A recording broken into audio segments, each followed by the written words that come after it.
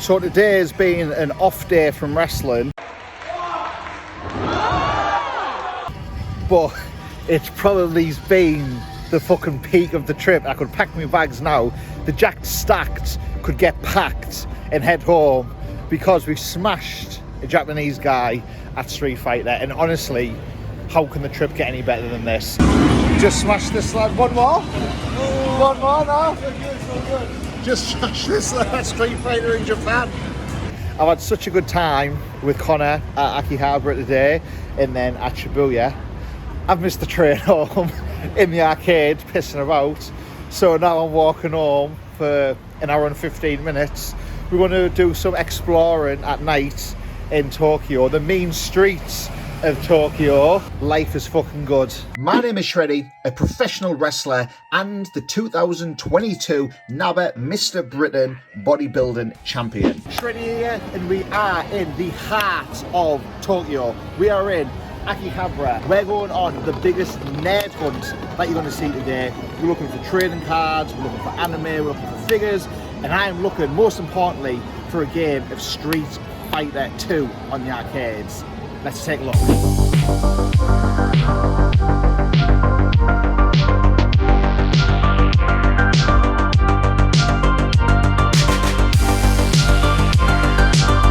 So, being in Akihabara, the only word I can describe it as is surreal, and that's because it's my first time being in Japan, first time visiting Akihabara. But everything seemed so familiar, it felt like I've been here before because of all of the games I've played over the years, the films, the TV programmes, the anime, anything that I've consumed media-wise about Japan. Chances are, a lot of it has Akihabara in there. And because of this, everything seems so familiar despite it being so new and so foreign.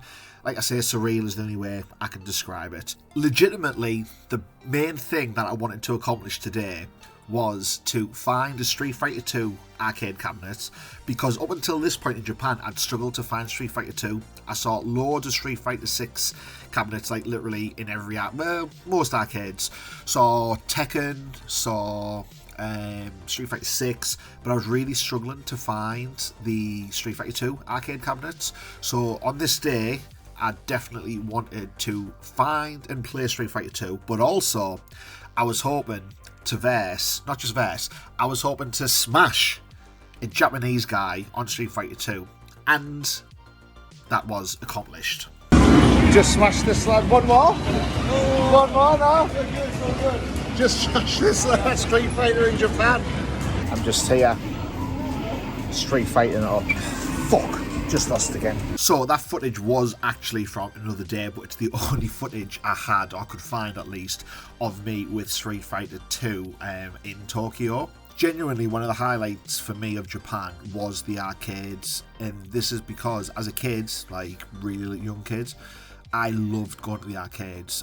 My brother, who was a lot older than me, when I was probably 4-year-old, maybe 5-year-old, he could drive, he had a car, so he would take me to the arcades where we live. I have so many good memories of playing arcade games, and I have a lot of nostalgia for arcades. Obviously in the UK now, arcades are dead pretty much. Again, Japan, very well known for its arcades, so it was one of the things I was most looking forward to. And while I was in Japan, not just on this day in Akihabara, but one of the things that I enjoyed doing the most was just a random Tuesday night, Thursday night, Wednesday night, whatever it would be. Just go and play in arcades at like 11, half 11 at night, and finding people playing these old retro games, like games that 30-year-olds still playing them in the arcades. It's absolutely mental, just completely different level of culture. They are living like kings over in Japan.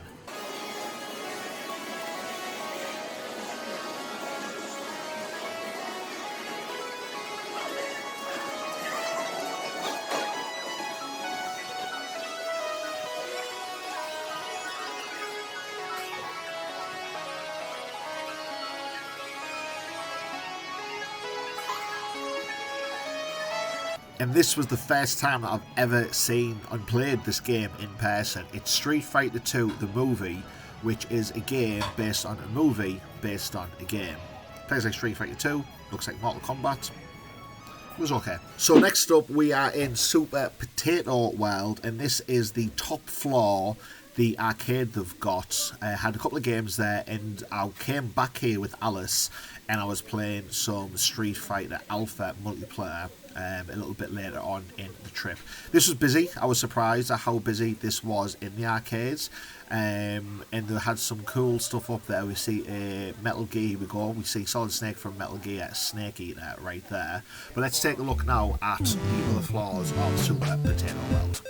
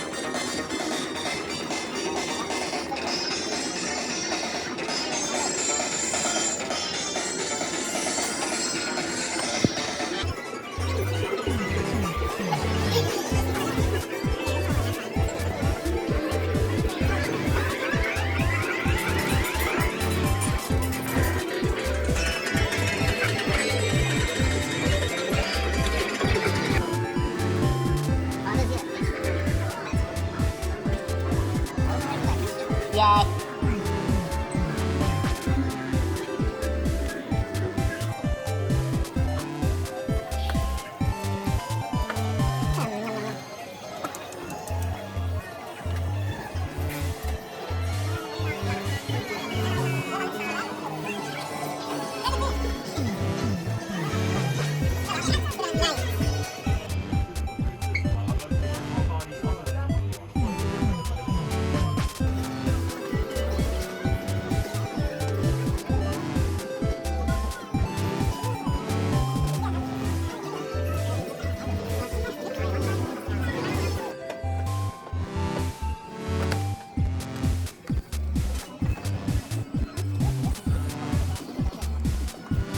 And then we saw a Magikarp in the wild, which I think is some kind of like waffle. I never tried one, but I was shocked when I first seen this. It looked pretty cool, but then I saw them all over. And then we came across an absolute treasure. This was recommended to me by Saxon Huxley. It is Pepper Lunch. Now this is what I'm going to call the Nando's of Japan on steroids. Look at that. Unlike Nando's, it doesn't sell chicken, it sells steak, but this is like a chain restaurant, and it's very cheap for what you get, super quick, the food is good, and they're all over. So this was one of my go-tos when I was out and about trying to find food. There we go. Now they put a whole PS5 into a case. It's Japan. Capsule Corp technology. Crazy.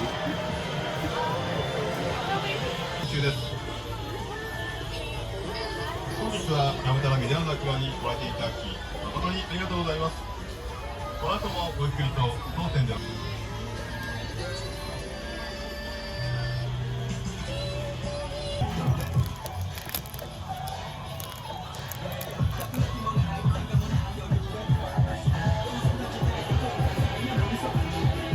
Some of the stuff.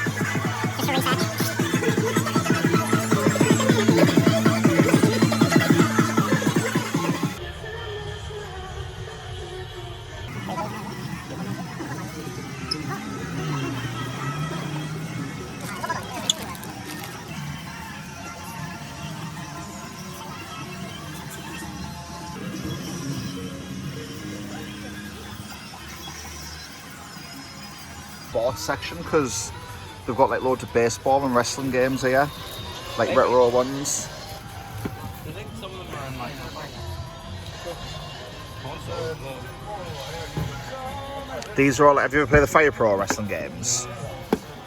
Oh, Shemu. Oh, there we go.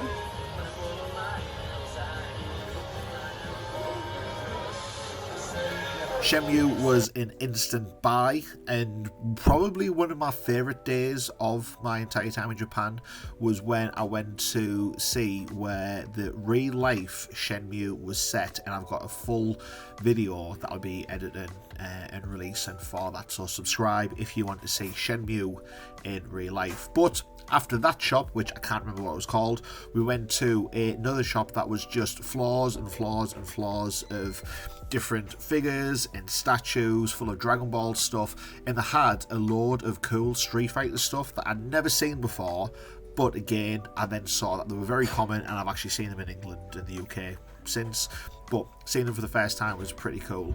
There was so much Dragon Ball stuff, like figures and statues and some Pokemon ones, that I'd have loved to have brought loads of them back, but it just would have been impossible with storage and luggage and getting them back here. I'd have spent a fortune on just trying to get them back over, but there was loads of cool stuff there, so we'll take a look at what some of them were right now.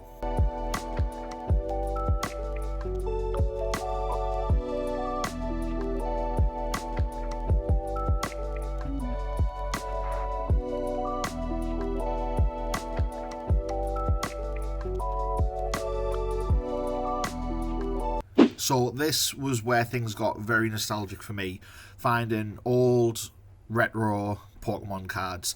And I think in some ways I've got even more nostalgia for Japanese cards, because whenever I see some of these older Japanese cards, it reminds me of when I would go to car boot sales or markets, or when someone, like one of my friends, would have been to one. Because car boot sales and markets back then would have Japanese cards months and months and months before that we would get them over here in England. Like, if not, maybe it's a year before, I don't know the exact dates. But I would remember seeing the Japanese cards online and in magazines as well. So I just have a lot of strong memories for some of these Japanese cards. And then when someone would have a Japanese card in person, it was crazy. I remember Dark Charizard being a massively popular one at the time, obviously the Japanese version, because the Dark Pokemon, it was like insane. And obviously Charizard is just a cool Pokemon anyway, and the specific art of that card was really cool. So getting to see a lot of these cards in Japan, like I've got a lot of these for my own personal collection anyway, so I wasn't really there looking to buy much, because a lot of my personal goals and for my personal collection, there's not a great deal left to buy, but I always enjoy looking at cards, especially seeing them out in the wild. So it was good to see so many cards on display. And this was in some little like indoor marketplace where they had loads of stuff: Yu-Gi-Oh, Pokemon, Dragon Ball, One Piece, loads of different card games. And I've got quite a bit of nostalgia as well for Yu-Gi-Oh, because I was big into Yu-Gi-Oh when I was a teenager. So again, it was good seeing some of these cards and seeing all the different art variants as well.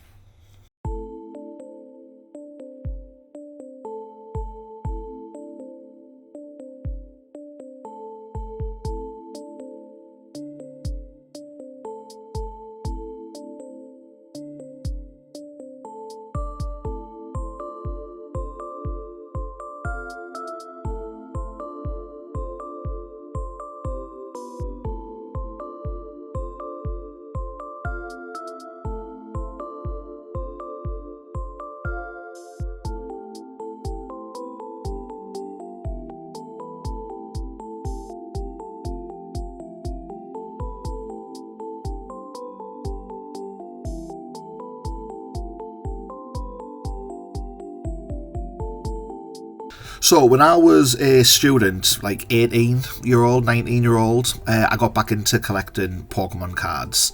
And at the time, one of my goals was to get all of the sets from childhood in English, and then to do the same for Japanese.